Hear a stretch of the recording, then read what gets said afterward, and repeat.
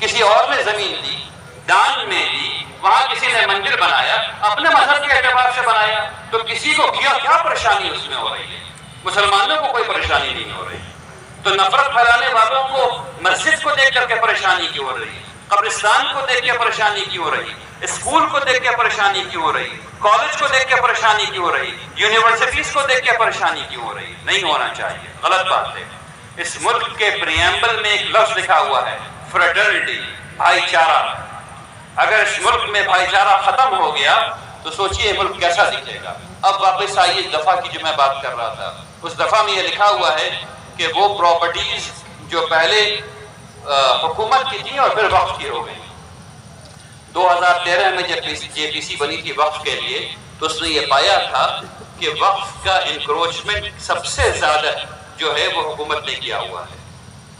اب یہ بتائیے کہ وہ پراپرٹیز جو حکومت نے جس پہ انکروچمنٹ کیا ہوا ہے وہ کیسے وقف کی ہو سکتی ہیں؟ پھر اس کے بعد اس کی دوسری دفعہ ہے، اور دوسری دفعہ میں یہ لکھ دیا ہم لوگوں نے کہ اگر ایک دفعہ کسی نے یہ کلیم کر لیا کہ وقف کی پراپرٹی نہیں ہے، وہ کچھ اور چیز ہے، تو اس دم سے وہ وقف کی پراپرٹی نہیں مانی جائے گی۔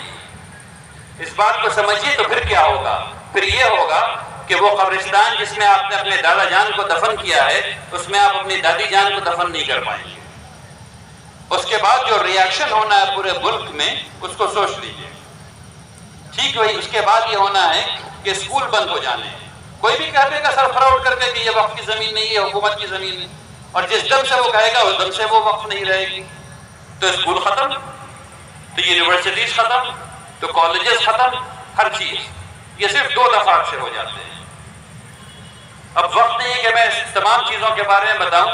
2 اور کانسیپٹس ہیں، اس کو آپ کے سامنے رکھ دیتا ہوں۔ ایک چیز ہے وقف بائی یوز، اس کی کہانی تھوڑی لمبی ہے، اس کو سمجھنے کی ضرورت ہے۔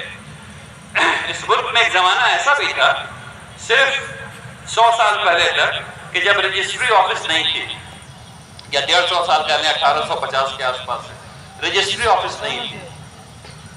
اس سے پہلے کی جتنی زمین ہے، کچھ کے کاغذات ہیں، کچھ کے کاغذات نہیں ہیں۔ میں آپ کو مثال دینا چاہتا ہوں۔ سومناتھ کا مندر، اس کی زمین کا ڈیڈ موجود ہے؟ نہیں موجود۔ وہ جین کے مندر، ان کے زمین کے ڈیڈ موجود ہیں؟ نہیں موجود۔ اور کیسے ہو سکتے ہیں؟ نہیں ہو سکتے۔ عقل اس بات کی گواہی دیتی کہ نہیں ہو سکتے، لیکن عقل اس بات کی گواہی نہیں دیتی کہ وہ کسی نے زمین کو قبضہ کر کے بنا لیا۔ عقل اس بات کی گواہی نہیں دیتی۔ جتنے پرانے گرجا گھر ہیں، جتنے پرانے مندر ہیں، وہ سب کے سب اپنی جگہ پر بنے ہوئے ہیں، اور اس بات کو ماننا پڑے گا کہ کسی نے اس زمین کو دان کیا تھا، کسی نے اس زمین کو تحفتاً دیا تھا، جس پر کچھ لوگوں نے اور پیسہ لگا کر کے مندر بنایا، گرجا گھر بنایا، وغیرہ وغیرہ، اپنی عبادت گاہیں بنائیں، اور یہ سب بائی یوز ہیں۔ یہ سب بائی یوز ہیں۔ اس کو کوئی کلیم نہیں کر رہا کہ یہ حکومت کی جائیداد پر بنے ہوئے ہیں۔ تو پھر جامع مسجد پر یہ کلیم کیوں ہے کہ وہ حکومت کی جائیداد پہ بنا ہوا ہے؟ اور کیسے ہو سکتا ہے؟ اور کیسے ہو سکتا ہے؟ وہ چیز جو 150 سال پہلے بنی، وہ حکومت کی جائیداد پہ کیسے ہو سکتی؟ وہ چیز جو 100 سال پہلے بنی، وہ حکومت کی جائیداد پہ کیسے ہو سکتی؟ اس بات کو بھی سمجھیے کہ سپریم کورٹ نے اس بات کو مانا ہوا ہے، اور اس جملے کو آپ لوگوں کو رکھنا ہے، ونس اے وقف آلویز اے وقف۔ ایک دفعہ جو وقف ہوتا ہے وہ ہمیشہ کے لیے وقف ہوتا ہے۔